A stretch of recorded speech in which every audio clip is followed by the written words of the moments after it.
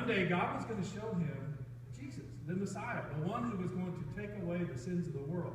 And he didn't know all the details, but he knew God had said, I made a promise to my people to save them.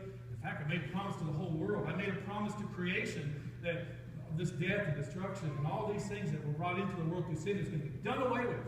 That's my promise to the world, to creation, to Israel, to the Gentiles. And he saw it. He saw God keep his promise.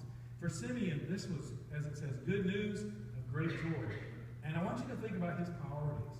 He could not think of any privilege greater than seeing the Messiah before he died. You get that?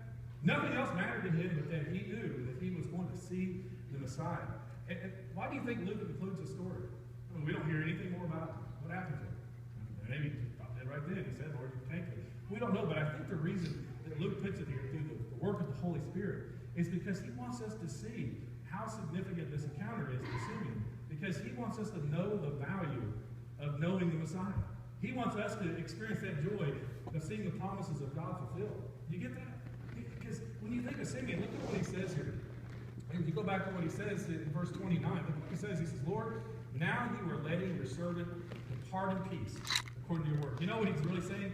He says, God, I could die right now, and I would be completely happy. I would be fulfilled. Lord, dismiss me. I'm done with this life. There's nothing else that's going to be better than what I've seen here. My life is complete. My life is fulfilled. I've experienced everything I desire. I've seen your promises. I've seen the Messiah. I've held the Messiah. Lord, if it's my time, I'm content to die right now. And you know, sometimes we assume, go back and look through it, we assume Simeon's an old man, right?